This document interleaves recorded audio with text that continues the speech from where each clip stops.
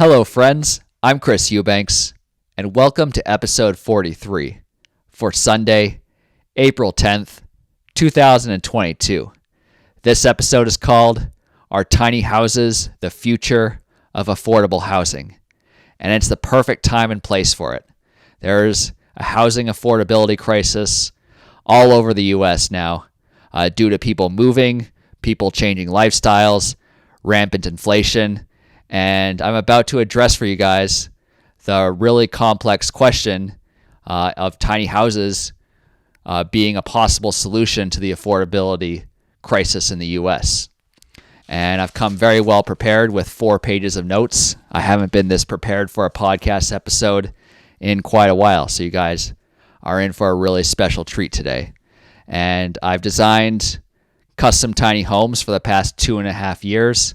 I've designed ADUs and garage conversions in Australia for 2 years. So combined, let's call it 5 years of small space design. And I'm going to focus on cost specifically in this episode as opposed to overall design and layout, which will be for another podcast. And with the cost, with inflation and all that, we'll see how the shelf life of this podcast holds up. Like, imagine if $1,000 only has like $500 of purchasing power next year. So these numbers I'm going to be giving you are may become outdated very quickly. But nonetheless, let's get right into it.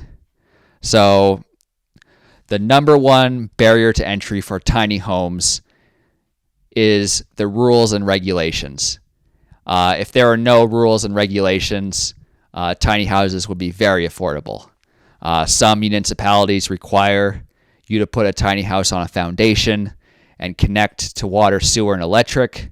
You have to pay all these professionals for all these different reports, like civil engineer, geotechnical. They have restrictions on the square footage. And so the first thing that will prevent you from building a tiny house on a vacant lot that you own is the minimum square footage requirements. And this goes back to 20th century zoning laws, which really come down to class warfare. It's about people keeping a certain type of people in a neighborhood. People in the United States generally don't want poor people moving into their neighborhoods and upsetting the character of the area. So that's really why the minimum square footage requirement is in place. No one wants a tiny house next to multi-million-dollar houses. So if you go to like different municipalities, if you look on your city or town website, you'll come up with that very quickly. And most of the time, it's between 800 square feet and 1,500 square feet, which that's 800 square feet is a pretty small house to begin with. That would be pretty rare to see, but most times it's like over 1,000 square feet, which that's still a small house by American design standards. But a tiny house is really in the realm of like 200 to 400 square feet. So that's just going to stop you right there. There's no way with that minimum square footage requirements that you're going to be able to build a tiny house on your own lot. And so if that's the case, if you own property and you can't build it, that will stop you right there in your tracks. And your next best option is to look for a tiny house resort or an RV resort in Australia. They call them caravan parks. This episode, we're going to focus on American regulations. Australian tiny house regulations will be full another episode. But I'm going to do a little translation of the vocabulary because I have an international audience here.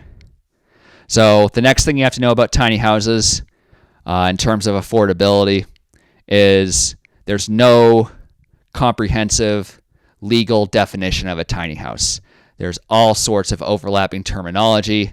Every city, town, village, county, state uses different terms to define small houses. You might call them tiny houses on wheels, ADUs, travel trailers, secondary dwellings, granny flats, RV park models, prefab housing, flat pack housing. They all have different meanings and connotations, and you really have to be careful which term you use when you're calling your local town planner about permitting a tiny house on your property. And the reason for that is you don't want to scare them off. When most people think of tiny houses, they either think of a tiny house on wheels, such as like a recreational vehicle, or they think of a mobile home, which is in the United States that's associated with poverty, and like I said before, affluent people don't want poor people in their neighborhoods. And the thing you have to understand about city and town planners is their first goal, no matter how nice of a person they seem on the phone, is to protect their own job. They can't approve some weird design of a tiny house in your driveway or backyard and risk losing their job. So their first goal in mind is protecting their job when they're providing you with information. They're not acting in your best interest. They have no incentive to provide you with good information. But you can help yourself out quite a bit by doing some research on your lot, looking at zoning overlay districts. There might be some sort of environmental overlay district, some sort of like landslide erosion district on your property. There could be an easement. You really have to go to the GIS for your city, town, or village, look up the specific lot, look up what zoning is. It might be R2, R3, rural, residential, whatever it's called, and just know as much as possible before you call these people, because if you've done your homework, you're just going to get so much better of a response from them. And if you use the term tiny house or tiny house on wheels, you're going to scare them away. Talk about a small house, talk about it being put on a permanent foundation, and then you can have a real conversation. The next thing here is land acquisition costs, and that is a huge barrier to entry in terms of affordability. Like back 100 years ago, land used to be pretty much free, and the value of the land was the structure you put on it. And then over the course of time, as construction costs came down, land costs went up. So now the land acquisition cost is a huge portion of the development cost. So if you have a $100,000 lot, that's going to add an extra $100,000 to your tiny house development costs. So if you're really looking at expensive property, you might consider shopping for a used house as opposed to building a tiny house from scratch. Because as I'm going to go through this list of planning requirements, you're going to find that for the vast majority of situations, when you're permitting a tiny house on your own property, it's going to be way more expensive than purchasing a used house. So you really, for the vast majority of situations, you're looking at parking on an RV resort. So what's next here? Oh, this is huge, guys. So until the end of time, I'm going to get phone calls of people asking if I can build a tiny house or a smaller home on this specific lot. And I'll go on Zillow and look at the lot, and it'll be for sale for like $50,000.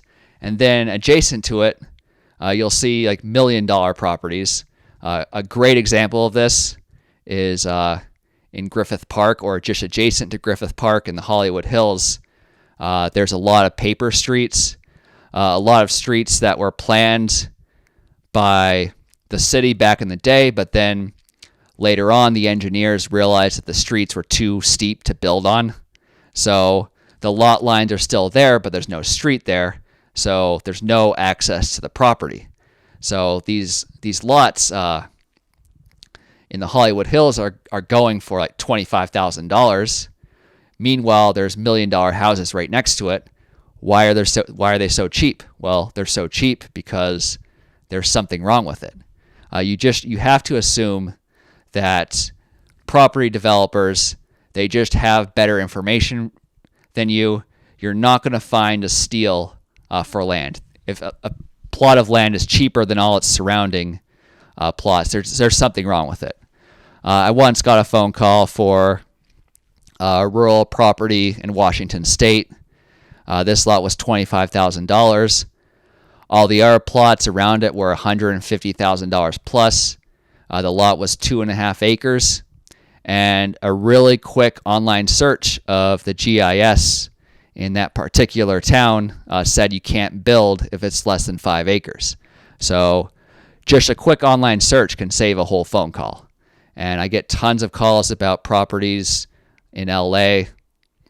That's a huge one. And I look at them and it's like they're right off the edge of a cliff. Like there's no way you're going to be able to build on that.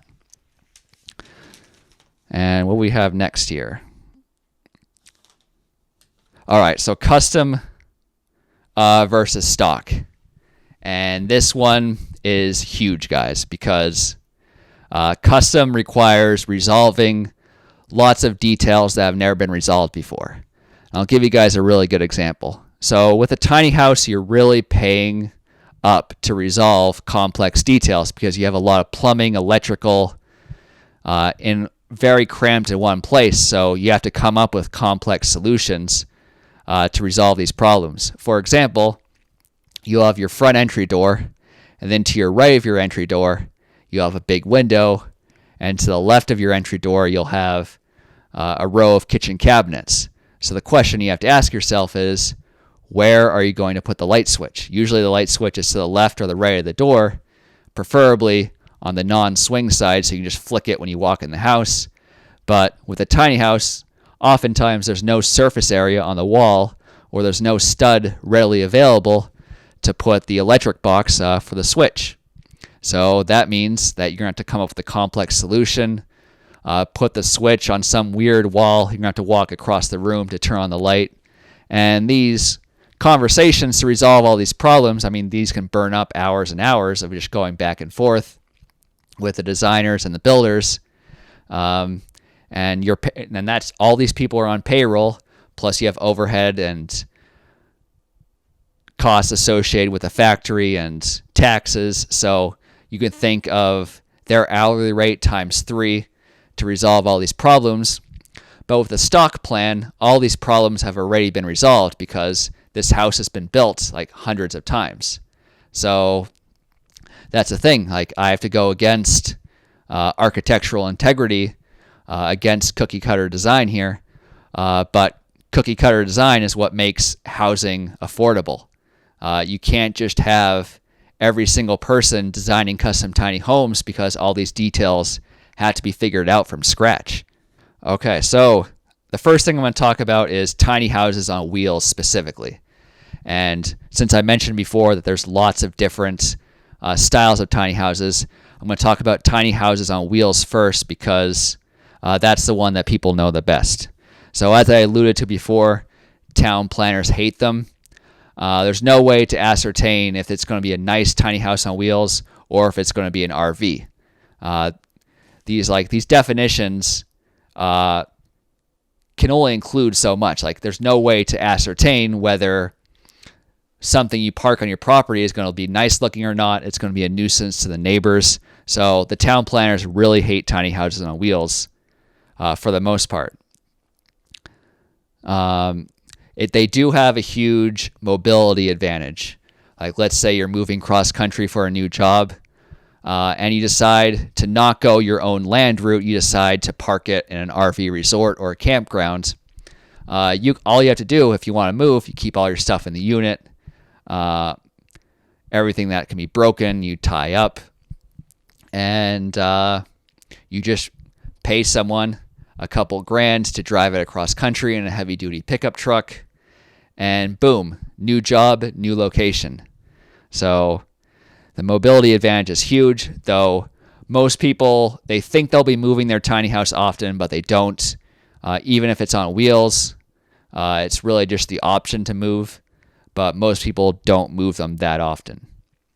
Another huge loophole with the tiny houses on wheels is the property taxes. So a tiny house on wheels is considered a motor vehicle in terms of government, so it doesn't get classified as a house on a foundation, so it doesn't contribute to the value of your land. So if you have a house on a foundation, the tax authorities will assess the value of your house in addition to the value of the land. But if you just have a tiny house on wheels on your property, that doesn't get taxed. And of course, the government has found a way around that by adding excess fees to the vehicle registration if it's a bigger vehicle. But still, a couple $100 a year versus a few $1,000s a year for a full house, that's a huge save. And if you're in an RV resort or campground, you pay their fees, which if it's just a bare bones campground, maybe it's $400 a month for water, sewer, and electric. And maybe if it's in a luxury resort with a clubhouse and a swimming pool, you might be paying upwards of $2,000 a month. But still, those costs are very fixed and predictable. It's not like it's appreciating in value and you're paying more property taxes on it. And that property tax goes all the way up to the RV park model, which is 400 square feet or 37 square meters. And that's the biggest vehicle in the U.S. that can be classified as a motor vehicle. So that's also, people like the RV park models because they avoid property taxes. And depreciation. So even though you're paying property taxes on your big house, your tiny house depreciates in value if it's on wheels. The minute you put it on a foundation, assuming it's built with wood frame construction, all the right codes and standards, it will appreciate in value like a big house, no matter how small it is. It just has to be on a permanent foundation, connected to all the utilities, and built to all the right standards. And another huge advantage of tiny house on wheels is controlling the local labor costs. And this is particularly useful in hard-to-reach places, remote areas. We once had a client out in Utah where there was one contractor for the whole town, and this contractor was backed up by over a year and a half. So sometimes in some rural parts of America, there's no general contractors available, or the one person who does the whole town is backed up by more than a year. So manufacturing the tiny house in a factory somewhere else where there's a better labor market can really control your on-site costs. Because if it's going to be a tiny house on wheels, you just need a place to park it. You don't really need to do much site preparation. If it's going to be an RV park model that's going to be placed on a foundation, there's a little bit of site requirements required, but it's not as complicated as a stick-built house where all the contractors show up on site. Like, for example, all cars are mass-produced. No one would show up at your house and assemble a car in your driveway. That's produced in a factory. So why wouldn't you build a house in a factory and take advantage of scale of economics and control your on-site costs? The tiny house on wheels in the United States, that is 8'6" wide. That's 2.59 meters for my international audience, and 13'6" tall, which is 4.11 meters, and up to 40 feet long, which is 12.19 meters. So these things at 40 feet long and 13'6" tall, you can have a giant living room, a big kitchen, a ground floor bedroom, and a loft bedroom. Or you can get really fancy and do 2 ground floor bedrooms, a slightly smaller living room. There's a lot of room to play around with in these things. 40 feet is huge. And that's legal to drive without a permit. Under 8'6", that meets all the Department of Transportation regulations, and you can drive it yourself with a heavy-duty pickup truck cross-country with no permits. So that's a huge advantage. Now, the next step is the RV park model, which if I can find it here in my notes, where is my RV park model? Well, I don't see it in my notes. Oh, here we go. So an RV park model is 400 square feet, 37 square meters. It can be up to 16 feet wide, which is 4.87 meters wide. That's much wider than the 8'6" wide. And then you might think, Chris, well, a road lane is very narrow. How do you drive this cross country if it's 16 foot wide? And the answer is you have escort vehicles. So you have a pilot escort. Some states like Connecticut require a police escort. So depending on how far they shipped, it can cost up to $30,000 to ship these things cross country, which is still a savings if you manufacture it in an area like the Midwest with lower labor costs and you're shipping it out to LA or Lake Tahoe, where the labor costs are much higher. Even that extra $30,000 still saves you money. Now, if you're shipping in a short distance, maybe within the entire state, maybe those shipping costs can drop down to like $4,000 or $5,000. But still, you need that pilot vehicle. You need the rear vehicle.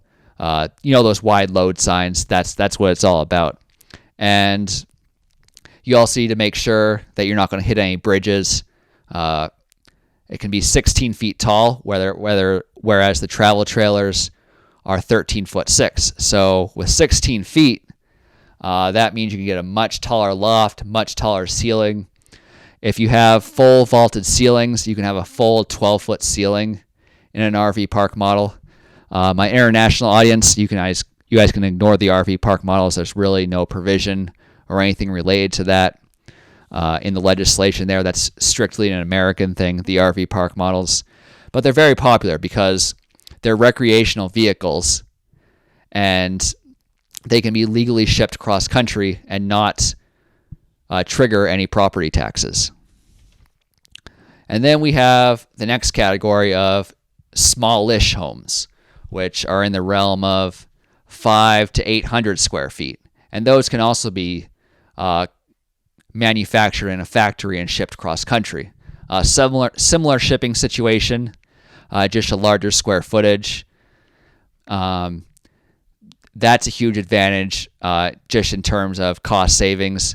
The one thing I do have to say about cost per square foot, there's a huge cost per square foot myth. People think that a tiny house has the same cost per square foot as a bigger house, but the reality is there's a lot of fixed costs. Like, think about building a big house as you're pretty much building air.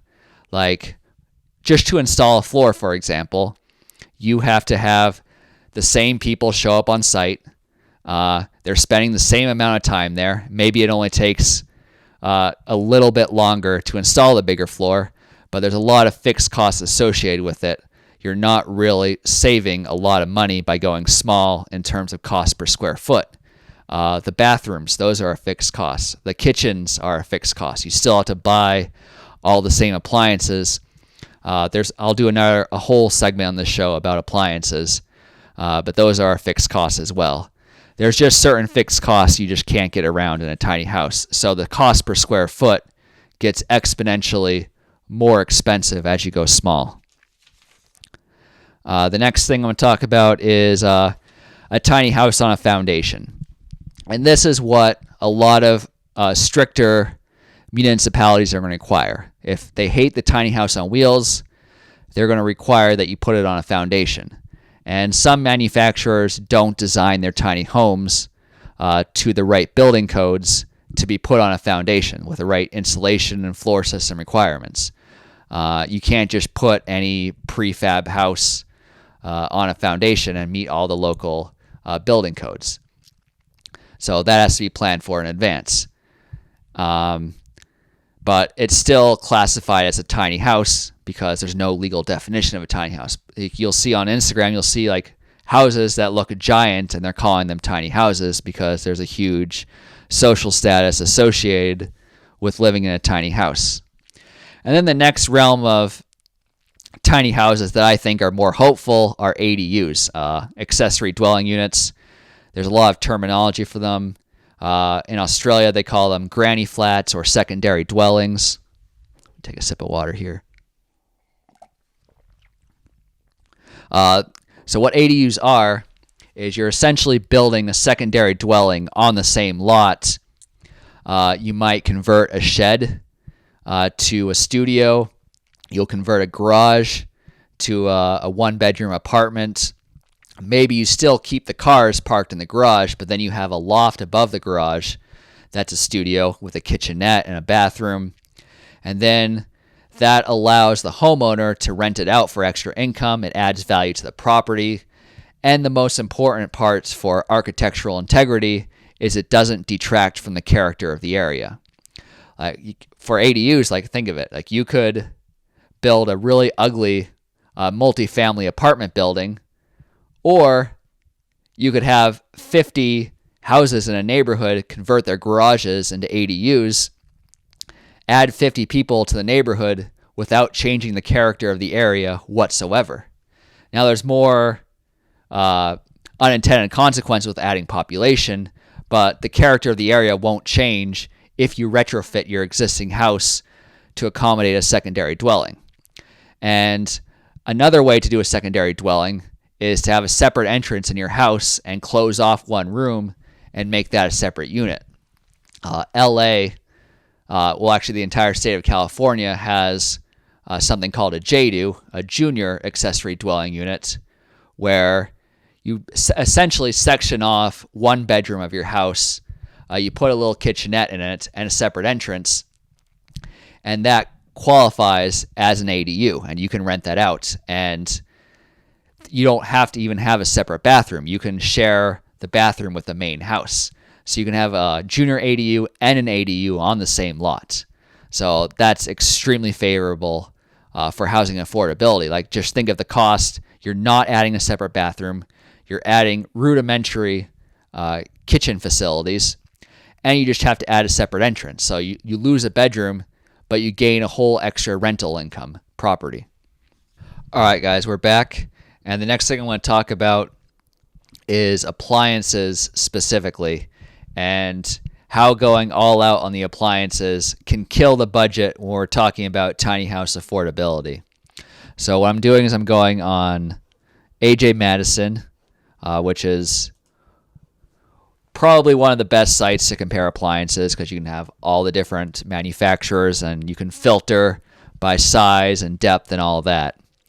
So what I'm going to do is I'm going to select the side-by-side fridges, the standard 36-inch fridge that you might have in your regular house. So as we're scrolling down, I'm just looking at the prices. So this Frigidaire 36-inch fridge, $13.49. And we're just going to scroll down, look at manufacturers, Genair, Samsung. That one, I don't know why that one's $10,000. That's an anomaly. This one is $1,600, $1,500, $1,700, $1,300. Bosch 300 series, $2,300. So at the low end, a Whirlpool, you get down to $1,700. So roughly a 36-inch standard fridge, around $1,700. Now, what I really want to show you guys is look what happens when we go to counter depth. So let me just find the counter depth filter. So if you guys don't know, a counter depth fridge is one where the door comes out to the depth of the counter itself. Now, a standard fridge sticks out 6 to 8 inches. So in a tiny house with a hallway, that's going to make a huge difference on the width of the hallway. If your kitchen is wrapping around into the hallway, it's just going to have a huge effect on the aesthetic of the space in a really small space. In a big house, you don't really need to worry about having a standard fridge versus a counter depth fridge. But for a tiny house, it's particularly relevant. So you'll see that the prices jump up considerably. So let's close off the side by side. We're only doing counter depth. Now you'll see the price. Now $2,500, $3,600, $3,300, $2,400. So 50 to 100% more expensive just to get a fridge that's 6 inches shallower because they make less of them. It's a less standard appliance. Now let's go to the washers and dryers just to see how crazy this can get. All right. So what I'm going to do is I'm going to go to, first of all, I'm just going to go to Whirlpool. Whirlpool stacked washer and dryer. That's a pretty standard model that you might have in your own house.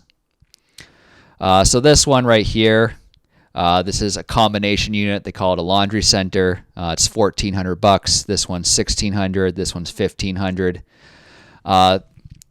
The huge disadvantage of having the all-in-one unit is that if your washer or dryer breaks, you have to replace the whole thing. If they're separate units, you only have to replace one or the other. So keep that in mind that these are roughly $1,400 to $1,600. Now let's go back and see if you just get a stacked unit. So if you have separate units, the cost jumps up a few $100. Now we're talking $1,700, $1,800 for LG, $1,800 for Blomberg, Haier, $2,200, Whirlpool, $1,900. So we just jumped up like $300 to $500 just to get separate units. Now look what happens when we go from 27 inches to 24 inches. So where's my little conversion over here, guys? Yeah, so 24 inches for my international audience is 609 millimeters, and 27 inches is 685 millimeters. So 27 inch is like what you'd have in your regular house, and a 24 inch is more compact, what you would really want in a tiny house. The problem with the 24 inch is you really can't wash bedding in it. It's too small to wash a comforter, so you'd have to take that to the laundromat. So let's put on the filter for width over here. Where's the width? Come on, where's my width filter? Oh, here we go. So 24 inch. So, all right. Now the price, look how much the price went up just for a smaller washer dryer. Now we're at $2,200, $2,100, $2,300 for Haier, Miele, Beko, Bosch 300 series, $2,200. It's on sale. It's normally $2,500. So yeah, you just jumped up another $300 to get a smaller appliance. And then we can do, let's see, the combination units. So the thing about the combination units, guys, is I'll close out this screen grab. Is the combination units, they just have a longer drying cycle. So it might be 5 hours to do a full round trip washer and dry, versus with the combination unit, with the separate units, it'll be maybe an hour and a half for a washer and dry cycle. So these specialized appliances can really kill the deal. Like you're adding an extra $500 for all these specialized appliances, stove, fridge, washer, dryer. And yeah, it's amazing how much people want a tiny house, yet they don't want to compromise their lifestyle. They still want all the stainless steel appliances. They want the latest and greatest things. So what we got next here? All right, so then we have the next thing in terms of housing affordability is on-grid versus off-grid. And some of the local municipalities will require you to connect to water, sewer, and electric, so you won't have a choice.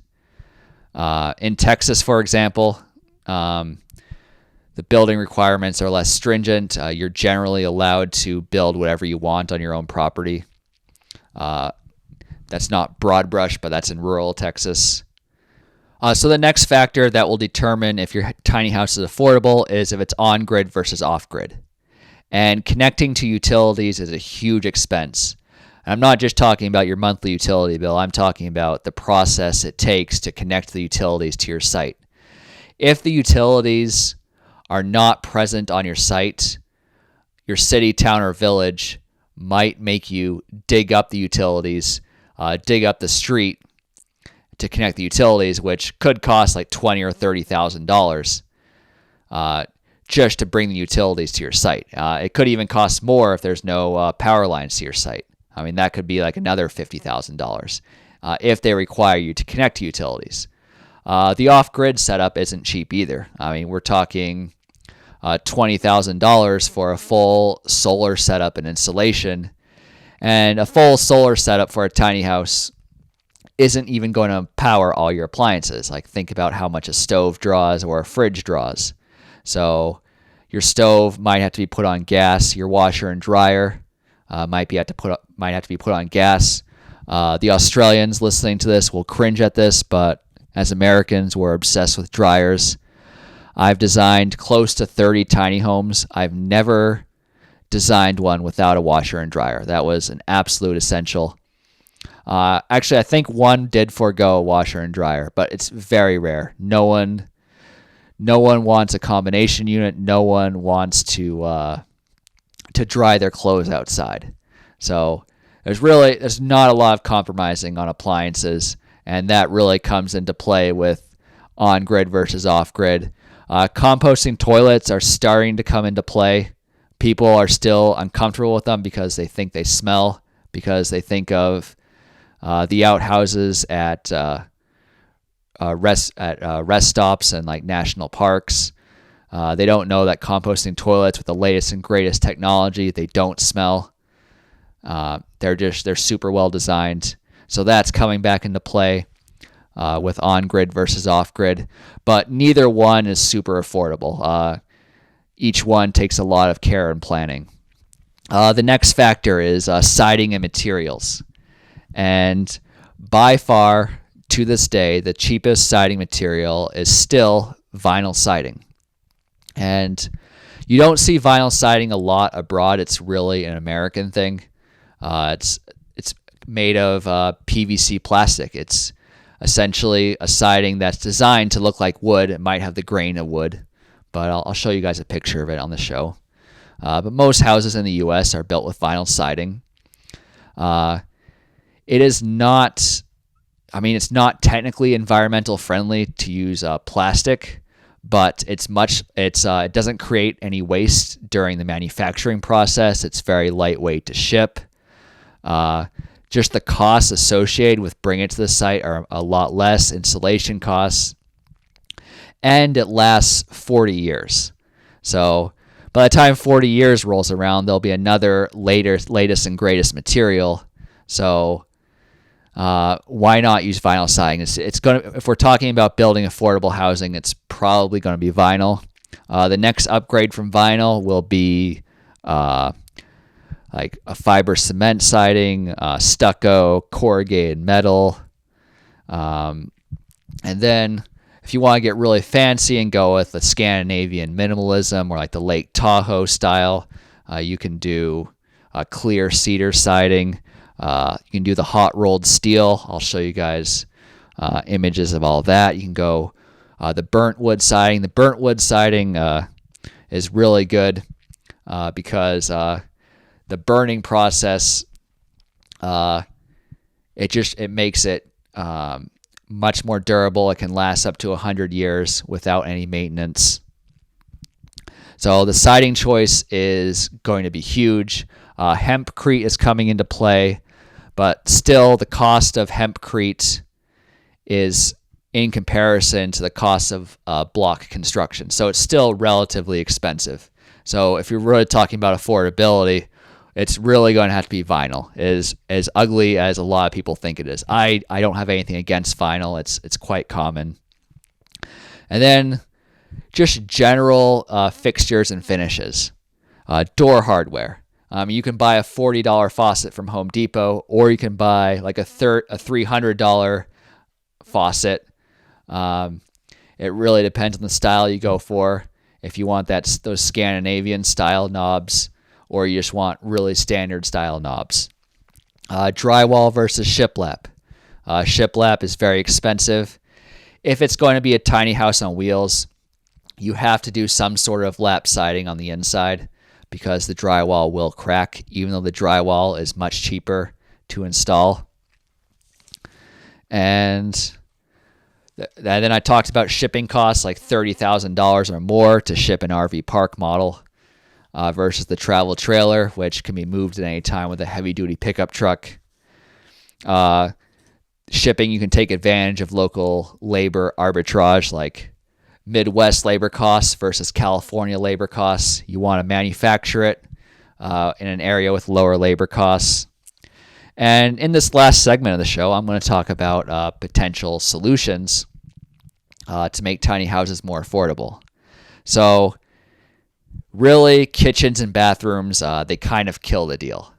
If you have a single kitchen and a single bathroom in every single tiny house. What you really want to do is have a community of tiny houses and have shared kitchen and bath facilities, kind of like how a boarding house would work. And a shared kitchen would just be so great because not everyone cooks at the same time. And if it's around dinner time, 2 people can share a 4-burner cooktop.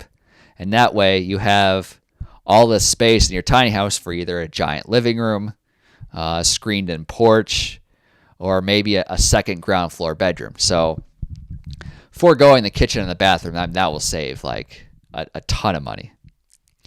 There really needs to be a focus on retrofitting existing houses for ADUs.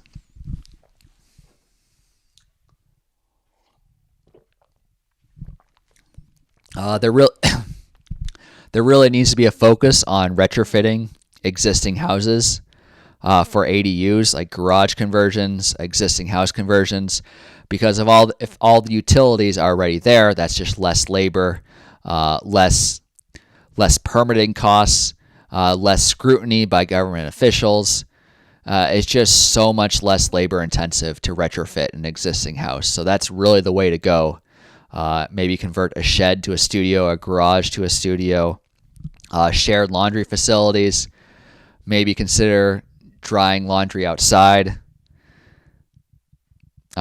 Limiting a full customization, which I talked about already. Like, if we really want to bring rent prices down, this goes against architectural integrity, but we really need mass-produced housing. Like a Tesla, how many colors does it come in, right? But when we design a custom tiny house, it really needs to be designed how you live and how you use your space. Like, some people are chefs and they really want the full kitchen setup with the latest and the greatest appliances, the kitchen island with a big sink. And some people, like me, for example, I would just need a kitchenette with just very minimal appliances. So it really depends on your lifestyle, but the customization, I mean, it'll add like $50,000 to your tiny house. Like, if you get a stock tiny house from a manufacturer that's just based on a stock plan that they've already pre-designed, their designers have already figured out all the engineering details, all the plumbing and electrical details, and everyone in the shop already knows how to build it. There's not much of a learning curve. That model can go down to maybe $50,000 or $60,000. So you're adding just an exorbitant amount of money for custom design. So even though architectural integrity is anti-cookie cutter, we do need cookie cutter design to flood the market with mass-produced housing to bring down rent prices. And maybe some landlords go out of business, but those people can be better used in the economy. They can be productive in other ways. We also really need complying development in the U.S. In Australia, they had something called complying development, which is where a private certifier could look at your project, your building permit, see if it meets all the requirements, and assess it very quickly for very cheap. Like, a private certifier can turn around your building permit in 2 weeks if it meets all the criteria. If it didn't meet all the criteria. It would have to go through council. It would have to go through the formal building approval process. So we really need that in the United States, where for something that's very basic and meets all the local requirements, a private certifier can expedite the process for much cheaper and much more efficiently. And reducing the width and the height to lower shipping costs. So I hope you guys enjoyed that podcast. I'd like to do more episodes that I really hope you guys enjoyed that podcast. I would like to do more episodes that